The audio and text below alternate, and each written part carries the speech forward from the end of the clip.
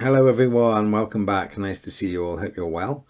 And we are going to talk, as you can see there, about the reactions, the incredibly strident and angry reactions to this third Home Rule Bill we talked about, which is, I'd say, a very modest form of devolution, but it really causes this enormous crisis now in British and Irish politics. And I suppose one thing you'd say about this crisis is it's very different from the kind of tensions that we have in, say, the 1880s, the old Gladstonian kind of period where the first attempts to bring in home rule. Gladstone himself had talked about home rule as some kind of great moral crusade. And in his own wonderfully, Moses-like way, it makes these incredible speeches about, and it's a real passionate. There's a real passionate kind of engagement from the Liberals when it comes to the subject of home rule and self-determination and so on. I think what's particularly clear in this regard is the Liberals themselves are not as passionate anymore. There's a number of leading Liberals, someone like Churchill, for example, is not really that interested in home rule. He doesn't really like home rule. But he's going to go along with it because it's party policy and they kind of owe the home rule party now. But, it's not unfinished business, really. But there is no real, as I say, passion now. The days, as it were, of this idea of crusading kind of political campaigns to bring Ireland, its own sort of semi-independence and the rights of the Irish people. And no one's really talking like that in liberal circles now. Now, what's interesting, of course, about it is while the Liberals are, maybe rather flaccid in terms of their support, they're still going to support it and so on, but with no great energy. The Conservatives, the opposition, are anything but lethargic. They go completely the other way. And in response to the third Home Rule Bill, we get this incredible, vociferous rejection now of the bill. From the moment it's promulgated now, the Tories go absolutely crazy. If you read some of their speeches, this is like the end of the world is coming, the idea of giving Ireland home rule. And, so if you look at the way they frame this particularly, and you get this a bit from this cartoon here, is this idea of home rule being the slippery slope now to full Irish independence and also the beginning of the end of the empire. The thing is, if you give Ireland home rule, they say, the Tories, what's to stop you, giving home rule to India? How can you argue against Indian nationalists and say, well, you can't have home rule? Well, the Irish did. You establish now a principle which they believe will lead to the empire completely falling apart. So this is the thin end of the wedge, Ireland. So they're not worried too much, as I say, about what's going on in Ireland itself. It's the impact of Irish independence or semi-independence or devolution will have on the empire. And all kinds of wonderfully, fanciful ideas that the Tories put forward, this sort of apocalyptic future, where what would an independent Ireland be like? Well, it would be... obviously it would be very foreign in the sense it has this Catholic Church and so on, has this long-standing grievance against Britain. What's to stop, they say, the Irish now, this independent Ireland, from allying with, say, the Germans or something? What's to stop it? Doing a kind of, Cuba in the Cold War. What's to stop that happening? They could do that. Imagine that. The Germans would be very keen to get into this little country now, right on Britain's doorstep. And they could destroy Britain, is the argument. They could, block Britain's trade routes to America and into the Atlantic with their submarines and all these new ships they're building, station troops now in Ireland. Strategically, it would be an absolute disaster. And, this is the thing about Ireland, of course. We've got to remember this, that Britain has a strategic interest in Ireland, not so much an economic interest in Ireland. Ireland doesn't really offer Britain anything, never has. Because Ireland itself, is a constant drain on the British exchequer. Ireland, of course, famously doesn't have any great natural resources. So it doesn't have coal and oil and things like that. Ireland, and we mentioned the fact that with the third Home Rule Bill, the British will have to subsidise Ireland because it cannot afford to pay for all the welfare payments and the old age pensions and so on. It's just That's just not going to happen. But it is just remarkable, as I say, how angry the Tories are suddenly at the appearance of this, and how, as I say, rather detached and businesslike the Liberals are in this case. Now, the argument has always been made, and again, I'll let you make your own mind up about what side of the argument you fall into when it comes back to Tory motivations. Is this strident Conservative opposition now more cynical? It's not about principle, it's about the Tory party itself. That they use it looking to exploit the Unionist cause in Ireland to shore up their own ailing political fortunes. Now, and of course, by 1912, certainly, things are looking increasingly bad for the party. They lost, remember this, 3 general elections in a row. Tories do not like to lose general elections, certainly not 3 in a row. So 1 in 1906, 2 in 1910. With the passing of the Parliament Act now, of course, the sweeping away of a large amount of their institutional power with the House of Lords, which they'd always had, that's gone now as well. They've got no firewall now to protect the interests of their elite. And the Liberals now have won, just about won, with Irish help, but now they're off now transforming Britain.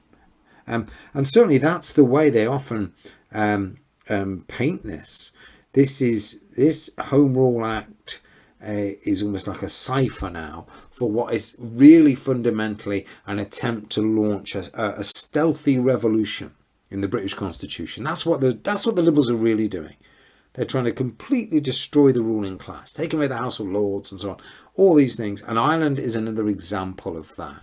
And that is, as I say, so that becomes the key lightning rod in many ways for these arguments.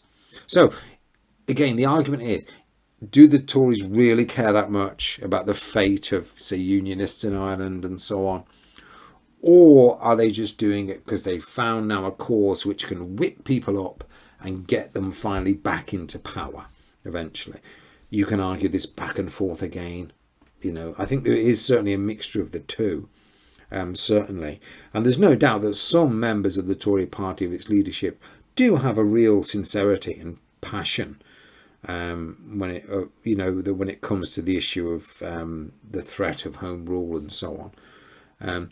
One example of this, of course, is this man here. I was going back to him, which is Andrew Bonar-Law, who will be crucially the leader of the Conservative Party, as you can see in this period. I mean, Bonar-Law himself, his background, he is from Scottish Presbyterian stock, so he has those Ulster Scots links, as it were. And you'll see here, I just have to make this cartoon. What a terrible pun. But yes, so Bonar-Law is the man. And yes, certainly under him, the Tory party moves in an incredibly radical direction to oppose Home Rule. So in the Commons, Bonar-Law is constantly now seeking to place the bill, I say in this broader context, is a nefarious conspiracy by a liberal cabal. It's kind of language bent on undermining the very foundations of British political life and so on. Really kind of heavy kind of stuff. And he goes even further, Bonar-Law, and this is genuinely kind of shocking, because on the 27th of July 1912, he makes a very notorious speech at Blenheim Palace in front of supporters. And this is what he says. This is a huge, very public speech. If the attempt to introduce Home Rule be made under present conditions, I can imagine no length of resistance to which Ulster will go in which I shall not be ready to support them, and in which they will not be supported by the overwhelming majority of the British people. There were things stronger than parliamentary majorities. Now, what is he saying there? To many people, implicit in a statement like that is the threat of civil war. There are things stronger than parliamentary majorities. What, democracy? So what are you going to do? What does that mean? Are you threatening violence, insurrection? And this is the leader of the Tory party. This is remarkable. It's not a place you expect radicalism to come from in British politics, the leader of the Tory party. But that's the kind of language we're getting now. And that's why this tension and so on is being kind of ramped up. And of course, they choose Ulster as the battleground. And I'll show you actually Ulster. Here's the election in 1910. And for obvious kind of reasons, I mean, of the 18 Unionist MPs who are elected in Ireland in December 1910, 16 of them are based in Ulster. The province itself contains 96% of all Irish Presbyterians. I think, 6 out of 10 of all Church of Ireland Protestants are in the north. The 3 southern provinces, overwhelmingly Catholic. I think the Protestant population of the other 3 provinces, Munster, Connaught and Leinster, is around 9%. Very, very small. So the thing is, if Unionists want, as it were, a heartland or someone to base their opposition now, their campaign around the injustice of Home Rule and all that, they have popular opposition, as it were, in the streets, bums on seats, as it were, now, in this age of mass politics. Ulster is the obvious kind of choice. And you'll see here, that's not a great map, is it? But it gives you an idea, again, of the shape of this. And these are all these 18 seats. Now, the thing about Ulster, of course, and I'll come here, I'll just show you this. The thing about Ulster, of course, is the issue when it comes to demographics is not, of course, a clear-cut one. It does have, as you can see, the largest concentration of Protestants in Ireland, but the province as a whole was almost equally split between Protestants and Catholics, which you can see reflected, as I say, in the number of seats held by both of these parties in the province. So remember, we're talking about Ulster here, so we're talking also including Donegal, Cavan and Monaghan now, which are part of Ulster. And if you add those in, 5 of the 9 counties, so Donegal, Cavan, Monaghan, Tyrone and Fermanagh, have Catholic majorities. And I say, so the notion of kind of demanding, as it were, special treatment for Ulster somehow, or its exclusion from the bill, something Ulster specific, it's a very difficult proposition. It doesn't really work. So in terms of numbers, it's something like, I think it's something like 52% Protestant to 48% Catholic. If we take Ulster as a whole, that's not a massive majority. So it's not clear when we talk about Ulster resistance, it's not clear we're talking very much about Ulster Protestant resistance, which itself is far more concentrated in East Ulster. But it is, as I say, it is remarkable as that the problem this causes now, the crisis now this is going to be caused in British politics. Because if Bonar Law's saying things like that, what do you do about that? How do you challenge that? And I'll show you this. This is one of my favourite cartoons from the period. This is from Punch magazine, and you can see what Punch have suggested, obviously with their tongue very much in their cheek. So you build a channel around East Ulster now and put all the spoil into the into the ocean now, and you build a land bridge to Scotland, and everyone will be happy then. But that, I think the fact that exists shows just how desperate this situation is going to become. Now, it's very clear, and I think that there is no, and this is an important point, that there is no demand for exclusion from Unionists or Ulster Unionists at all. That's not what they're talking about. They don't want some kind of Ulster independence, as it were, or to be excluded from the bill. What they seem to be doing rather is using Ulster, as it were, as a kind of rock in the road. So if you can defeat Irish Home Rule, as it were, in Ulster, and the Ulster cause kind of, if that wins out, then the whole Home Rule bill itself will be finished. Because remember what you have to do. Because the nature of this now, you have a 2-year process now. You have to send the bill back and forth.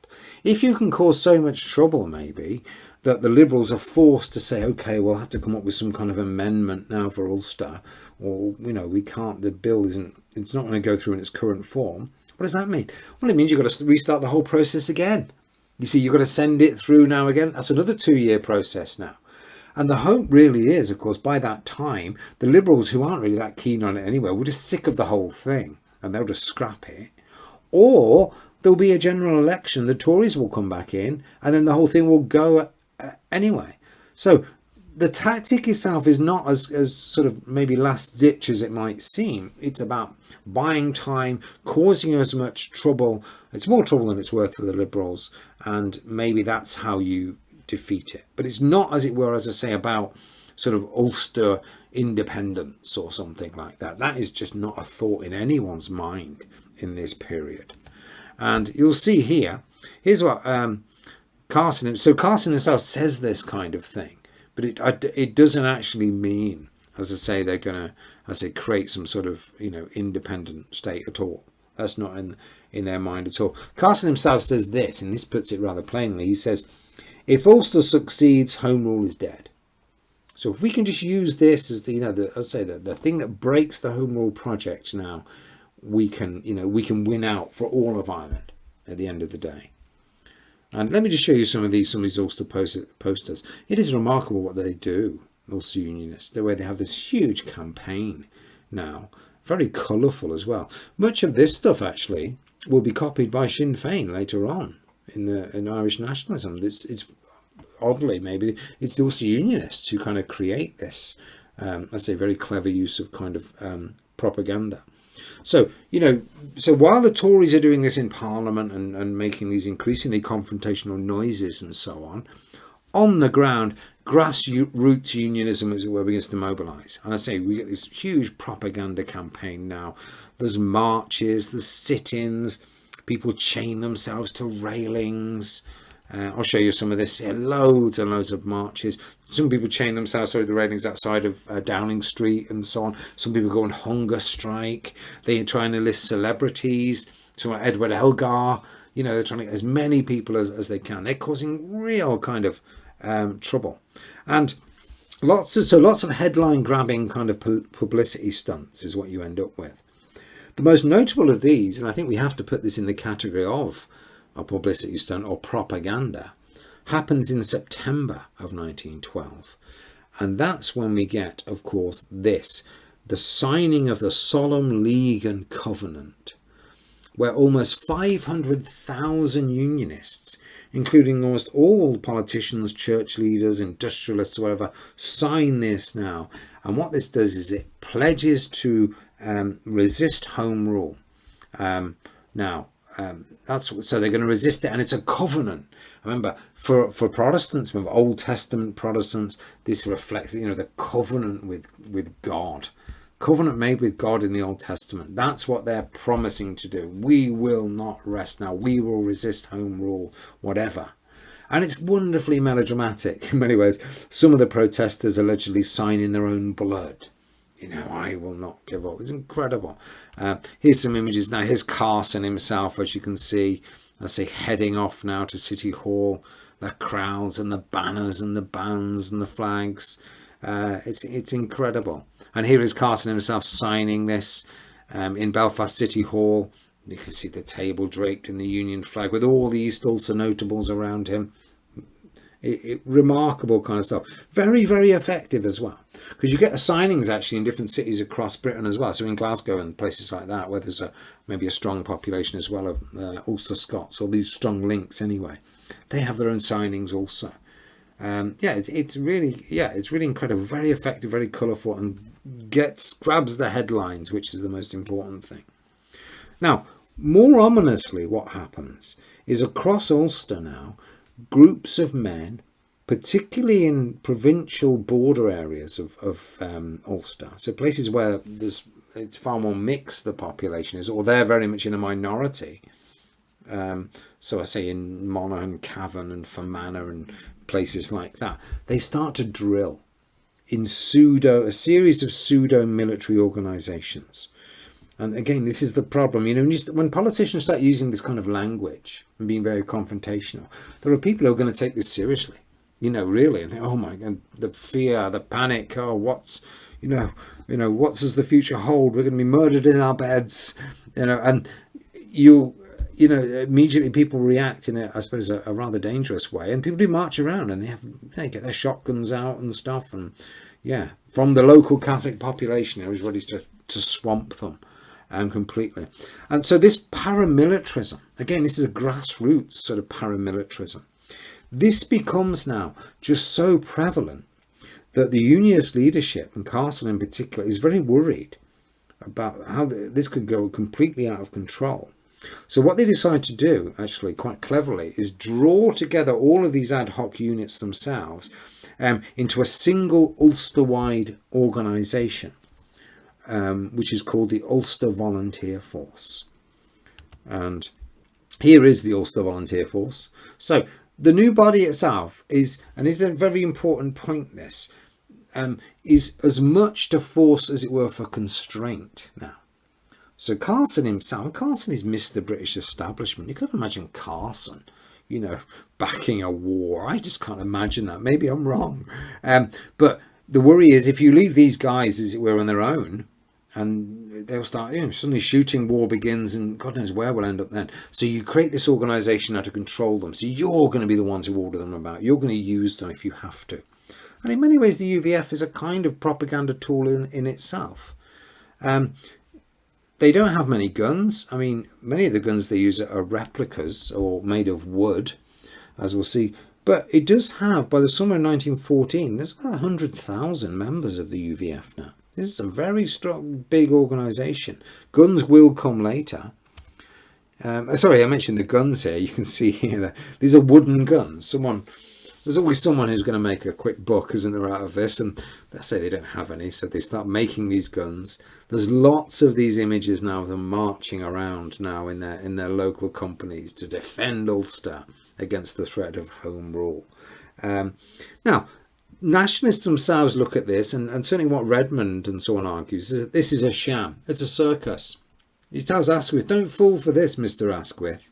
This is all part of the game. He's not really going to launch a war. He's just trying to put pressure on you. But the reality is, of course, on the ground, its grassroots members are pretty belligerent and pretty committed to this whole thing. So, the threat isn't maybe coming from the top, but I think at the bottom there are a number of people who would happily engage in violence if they kind of had to. So the thing is, what you see unionist politicians doing, what Carson's done now, is he's added another weapon, the threat of violence, to his arsenal, as it were. So he's got in Parliament, he's got parliamentary measures, he's got propaganda, women are out sort of, sowing favours and things, remarkable mobilisation. Now he's got a stick, as it were, in the shape of the UVF.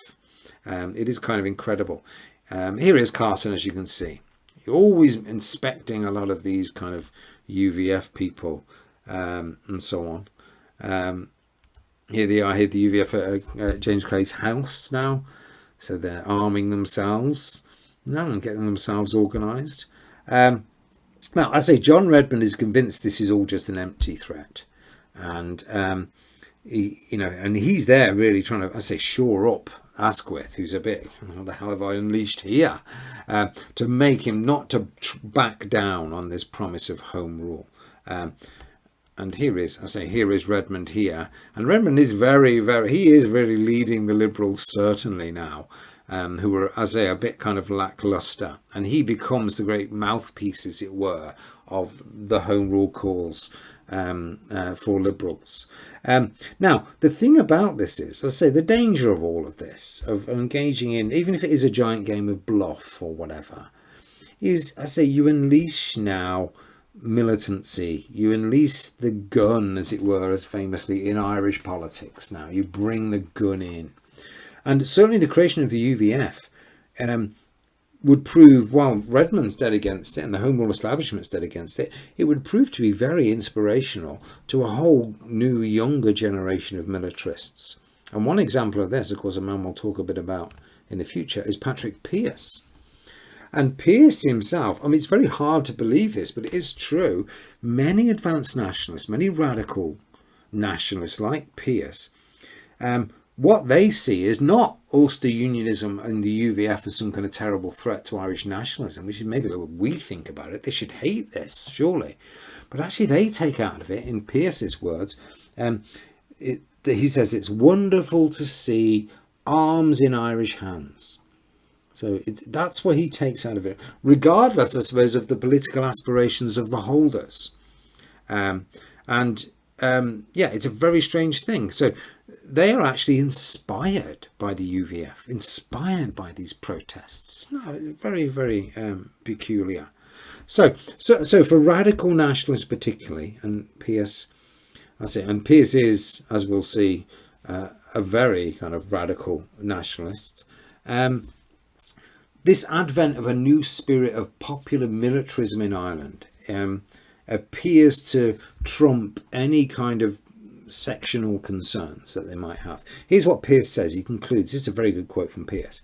He says, the Orangeman with a rifle is a much less ridiculous figure than the nationalist without one. See the point? At least they're getting guns. At least Irish people are doing something now. Whoever they are, at least they're standing up for themselves, is the way he takes it. And of course, what this is going to lead to, and a kind of dreary inevitability about this, is the creation now of a similar mirror force now amongst Irish nationalists. They move now to create their own force, the Irish Volunteers, in response to the UVF. It was exactly the same way. This is after the publication of a very influential article by a man called Owen McNeill, who's an academic, a Gaelic League enthusiast, entitled The North Began. So they began this, the North and so on. We're going to emulate Northern Unionists ourselves. And they have a big public meeting now held at the Rotunda in Dublin. You can see an advert for the meeting up there.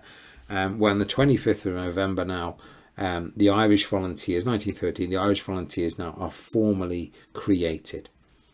The explicit aim of the Irish Volunteers is rather similar to the UVF from their point of view. It's about what they call protecting Irish liberties. Really, I mean, it kind of mirrors the defensive language of the UVF. The idea really is to say, stop the Liberals backsliding, as it were. I think that's what they're saying. We've got our own army too. We can do this as well, Mr. Asquith. If you want to give in to force, then we can also we can match that force too. It's moderate enough. This, don't think of this as some kind of insurrectionary radical movement.